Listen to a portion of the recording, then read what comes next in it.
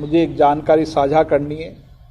हमारा ये वर्तमान लोकतंत्र का मंदिर, जिसको 100 वर्ष होने जा रहे हैं, अब आज़ाद भारत का हमारे द्वारा बनाया नए भवन का शिलान्यास होने की तारीख तय हुई है। ये हम सब के लिए गौरव का विषय है कि नए संसद का भवन, जिसका शिलान्यास 10 तारीख को 1 बजे माननीय प्रधानमंत्री जी के द्वारा भूमि पूजन के साथ शुरू होगा।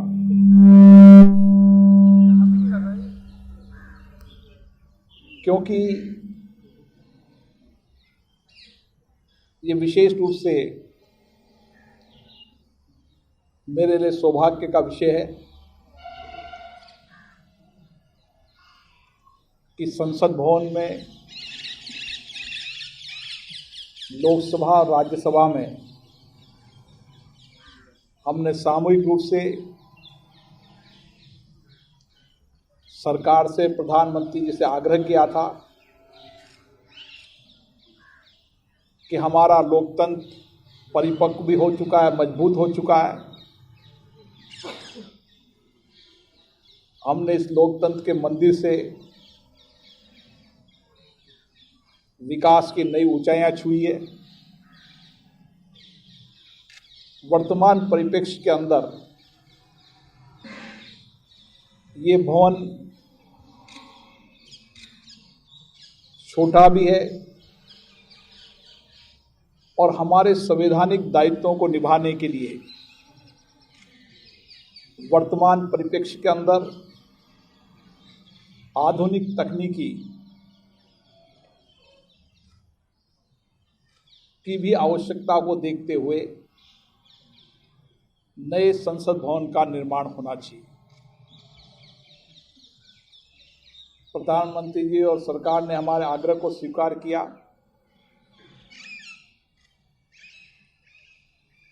राज्यसभा में हमारे सभापति माननीय वेंकैया नायडू जी ने भी राज्यसभा में यह आग्रह किया था, क्योंकि ये भवन राज्यसभा लोकसभा का सामूहिक रूप से एक ही स्थान पर बनता है। इसलिए हमने दोनों सभाओं में यह आग्रह किया था और ये देश की 130 करोड़ जनता के लिए गौरव का विषय है कि हम आज़ादी के बाद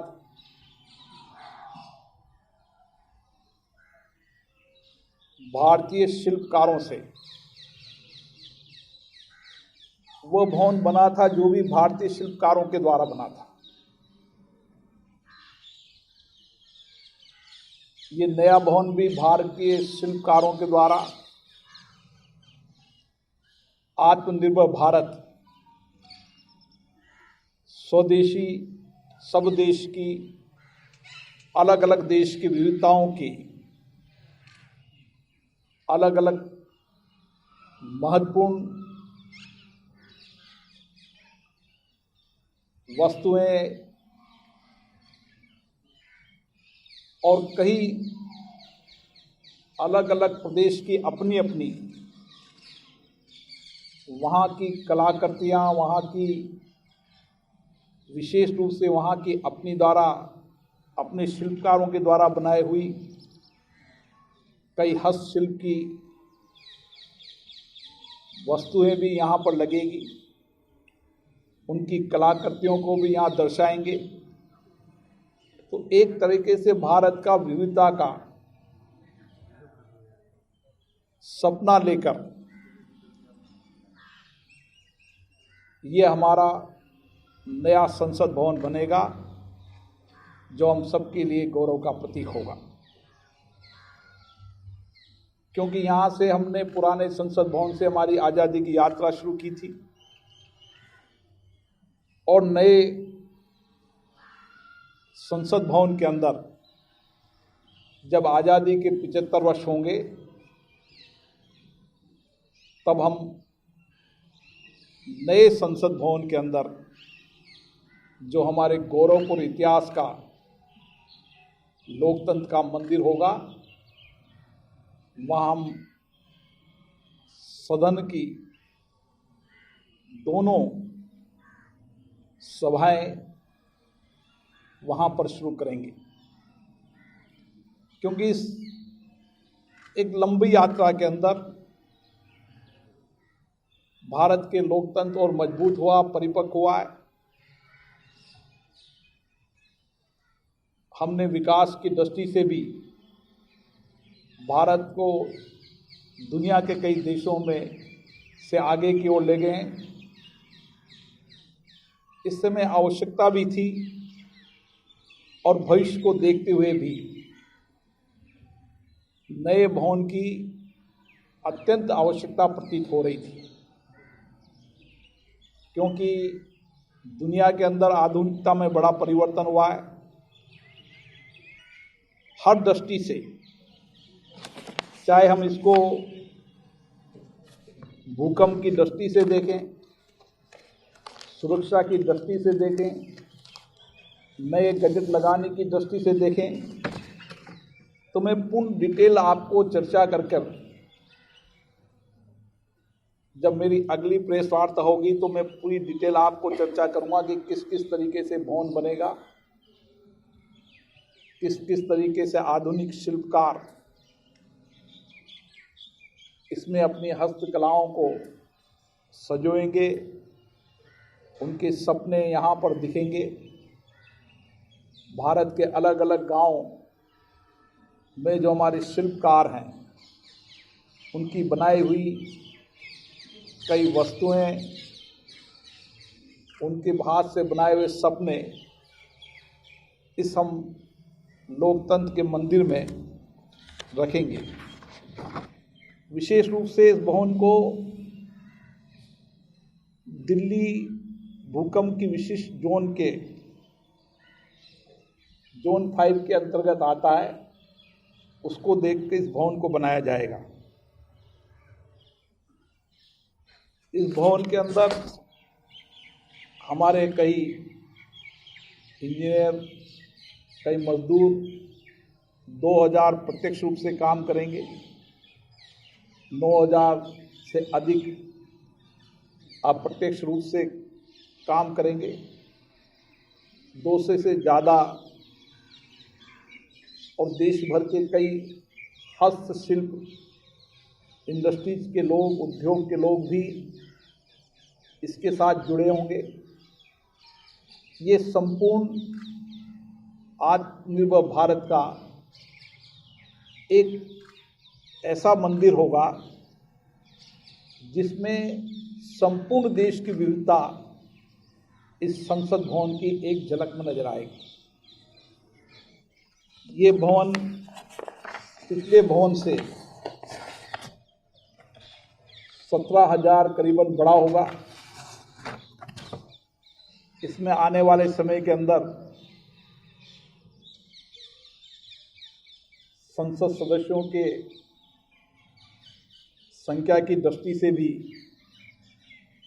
888 लोकसभा की और 326 से ज़्यादा राज्यसभा की अनुमानित सीटें होगी। और एक साथ हम यहाँ पर 1224 माननीय सदस्य लोकसभा के कक्ष में एक साथ बैठ जाएंगे। ये भवन पुराने भवन के संकल्पना को ध्यान में रखते हुए उसकी एक जैसी ऊंचाई और सामान्य रूप से एक जैसा इसका बाहर का दृष्टिकोण होगा, इमारत होगी, लेकिन ये अपने आप में एक विशिष्ट पहचान विश्व के सबसे बड़े लोकतंत्र मंदिर होने की भी एक झलक नजर आएगी, क्योंकि हमारा लोकतंत्र विश्व का सबसे बड़ा लोकतंत्र है। हमारी इमारत भी देश की और विश्व की सबसे बड़ी लोकतांत्रिक संस्था होने के कारण इसको बनाते समय भी यह दृष्टिकोण रखा गया है कि विश्व के जितने भी लोकतांत्रिक देश हैं उनकी संसद भवन से बेहतरीन भवन यह बने। इस दृष्टि से भी इसका ध्यान रखा गया है। ये कुल 64,500 वर्ग मीटर इलाके के अंदर 971 करोड़ की लागत से बनेगा। टाटा प्रोजेक्ट लिमिटेड को इसका काम का आवंटन किया गया है। इसकी डिजाइन HCP डिजाइन और मैनेजमेंट प्राइवेट लिमिटेड द्वारा तैयार की गई है। इसमें व्यापक रूप से मैं आपको पूरी जानकारी दूंगा कि इसमें समिति कक्ष पहले से ज़्यादा होंगे। सभी मान्य मंत्रियों के, सभी राजनीतिक दलों के कार्यालय और उसके साथ साथ आने वाले समय के अंदर सभी मान्य सदस्यों को 40 वर्ग मीटर का एक कार्यालय भी उपलब्ध होगा। 2024 तक इसका हमने लक्ष्य रखा है। जो श्रम शक्ति भवन और उसके पास की बिल्डिंग से बनेगा और अंडरग्राउंड में संसद भवन में जाकर निकलेगा। तो ये भी माननीय सांसदों की बहुत पुरानी मांग थी कि दिल्ली में हमारा एक कार्यालय होना चाहिए। उस कार्यालय को दोबारा बता दें कि 38 का कार्यालय MP का माननीय संसद सदस्यों की मांग रहती थी कि संवैधानिक कार्य करते हुए और संसदीय कार्य करते समय हमें घर से हमारा एक अलग ऑफिस होना चाहिए और उसके लिए संसद भवन के सामने श्रम शक्ति भवन में सभी राज्यसभा और लोकसभा के माननीय सदस्यों के कार्यालय भी बनेगा, जो अनुमानित 40 वर्ग मीटर 400 स्क्वायर फीट का एक कार्यालय होगा, जिसमें निजी साहित्य का भी कक्ष होगा और स्वयं माननीय सांसद जी के बैठने के लिए भी कक्ष होगा, ताकि उनको अपनी संसदीय कार्य करने में सुविधाजनक स्थिति रहे। नए संसद भवन बनाने की मांग बहुत वर्षों से चली आ रही थी।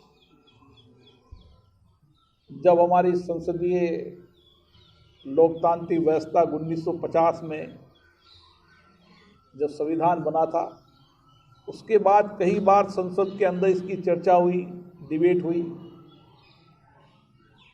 कि नया संसद भवन बनना चाहिए।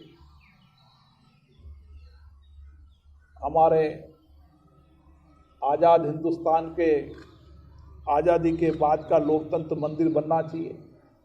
ये कई बार संसद के अंदर डिबेट चर्चा हुई जो मैंने देखी, और उसी का परिणाम है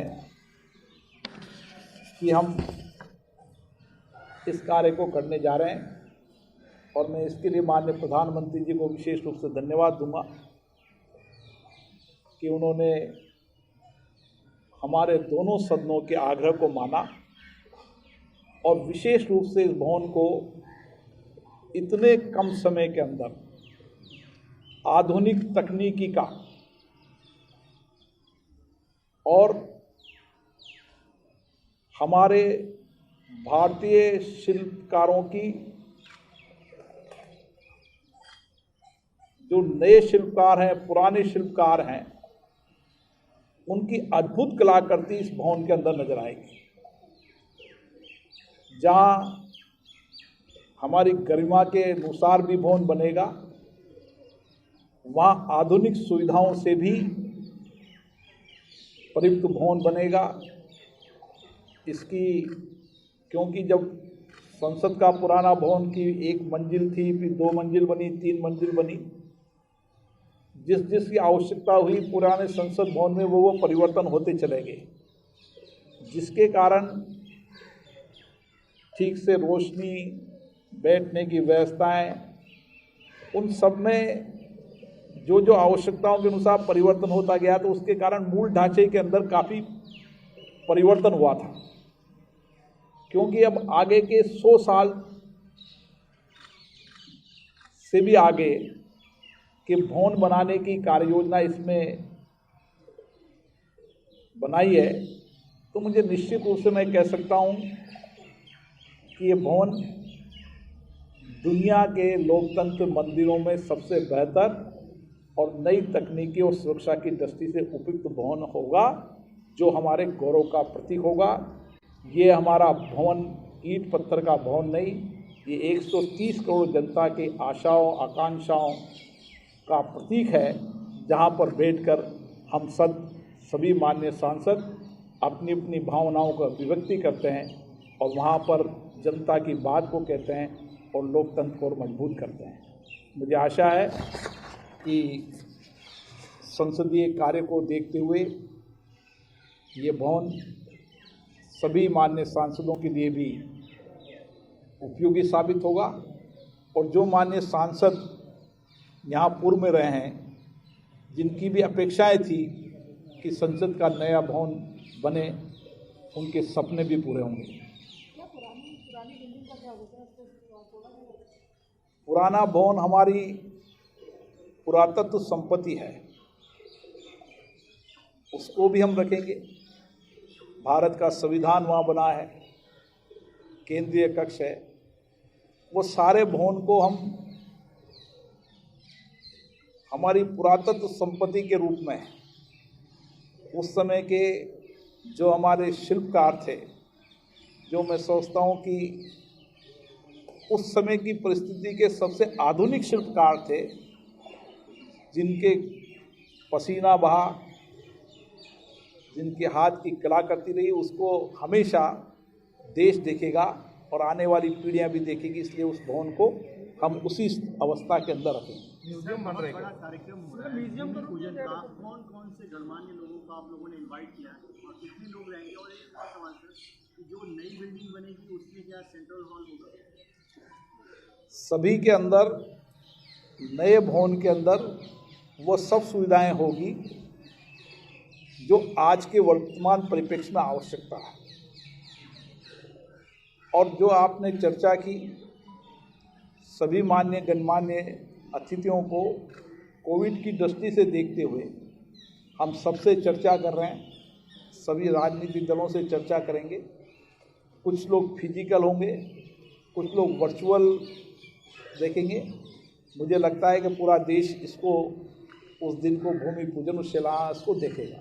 सर, पर क्या सब पॉलिटिकल पार्टीज की रिप्रेजेंटेशन रहेगी फिजिकली या वर्चुअल रूप में? निश्चित रूप से सभी राजनीतिक दल के नेताओं को हम आमंत्रित करेंगे। फ्लोर लीडर्स को या फ्लोर लीडर को तो विशेष रूप से आमंत्रित करना ही है, लेकिन सभी जितने संभव हो सकता है कोविड गाइडलाइन के तहत सभी फ्लोर के नेता वहाँ पर आएँ, संसदीय समिति के अध्यक्षों को आएँ, कुछ फिजिकल आएंगे, कुछ वर्चुअल आएंगे। दोनों तरफ से इस शिलान्यास कार्यक्रम को जनता के लिए लाइव भी रखेंगे। सर, ये 2022 अगस्त तक पूरा हो जाएगा या अक्टूबर तक पूरा हो जाएगा? इसकी टाइम बाउंड अक्टूबर तक रखा है और मुझे आशा है कि हम जब आज़ादी का 75 साल होगा तो निश्चित रूप से नवंबर दिसंबर का जो हमारा सत्र होगा वो नए संसद भवन में सत्र शुरू होगा। क्या पुराने भवन में संग्रहालय बनाने की तैयारी? पुराने भवन का उपयोग के लिए हमारी जो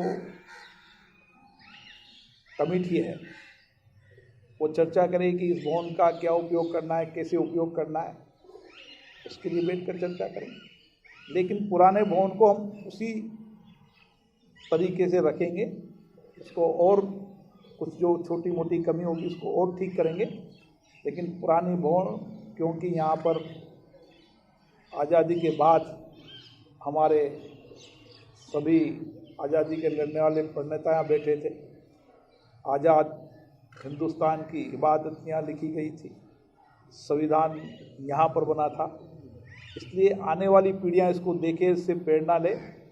इसके लिए इस भवन को और ठीक से व्यवस्थित करने का काम करेंगे।